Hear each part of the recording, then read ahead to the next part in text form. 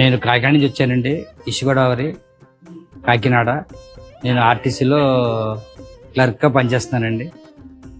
నాకు బాలబాలాజీ స్వామివారి అంటే నాకు చిన్నప్పటి నుంచి మా మా చిన్నప్పటి నుంచి కూడా ఎప్పుడైనా అసలు అప్పనపల్లి బాలబాలాజీ స్వామి ఎలా ఉంటాడు అని ఎప్పుడు అనుకుని, ఆ తర్వాత ఉద్యోగం వచ్చిన తర్వాత ఇక్కడికి రావడం ప్రారంభించాను.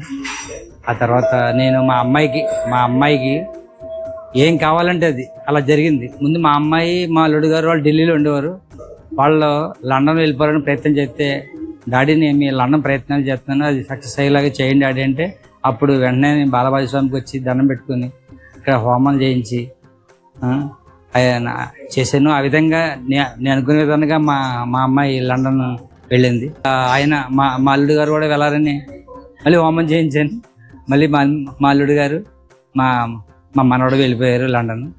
ఆ తర్వాత నాకు ఇంకో గొప్ప విషయం ఏంటంటే, మా మనవడు పుట్టిన 12 సంవత్సరాలకి మళ్ళీ మా అమ్మాయి లండన్ నుంచి ఫోన్ చేసి, డాడీని మీరు ఏం చేస్తారో తెలియదు, మీరు బాలబాలాజీ టెంపుల్కి వెళ్ళి దండం పెట్టుకుంటారు కదా, నాకు ఒకసారి హోమం చేయించండి, మళ్ళీ నాకు సంతానం కావాలని పెద్ద గొడవ చేసింది. అయితే అప్పుడు మళ్ళీ దేవుడి మీద నేను నమ్మకం పెట్టుకుని ఈ స్వామి దగ్గరికి వచ్చి, నా బాలబాలాజీ స్వామి దయ వల్ల మళ్ళీ మా అమ్మాయికి 12 సంవత్సరాల తర్వాత మళ్ళీ బాబు పుట్టాడు. అప్పటి నుంచి మా ఇంట్లో ఏ కార్యక్రమం ఏదైనా సక్సెస్ అవ్వాలంటే నేను ఇక్కడికి వచ్చి హోమాలు చేయించుకుంటాను. నేను జీవితాంతం ఆయనకి నేను ఎల్లప్పుడూ రుణపడి ఉంటాను, బాలబాలాజీ స్వామి.